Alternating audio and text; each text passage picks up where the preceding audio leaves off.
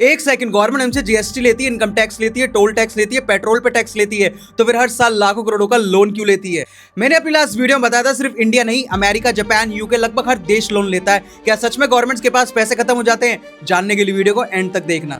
सबसे पहले एक मिथ तोड़ देते हैं, गवर्नमेंट का बजट हमारे घर के बजट जैसा नहीं होता। हर साल गवर्नमेंट को roads, railways, hospital, defence, school, pension, subsidies और इंटरेस्ट पेमेंट्स पर लाखों करोड़ रुपए खर्च करने पड़ते हैं। कई बार ये खर्चा टैक्स से वाले पैसे ज्यादा होता है। इस डिफरेंस को कहते हैं फिस्कल डिफिसिट, और इस गैप को भरने के लिए गवर्नमेंट लोन लेती है। लेकिन असली ट्विस्ट अब आता है, लोग सोचते हैं इंडिया किसी अमीर कंट्री से पैसे मांगता होगा, जबकि रियलिटी इंडिया का लगभग 90% ज्यादा लोन देश के अंदर से ही आता है। मतलब गवर्नमेंट सबसे ज्यादा पैसा हम इंडियन से ही उधार लेती है, डायरेक्ट और इनडायरेक्टली।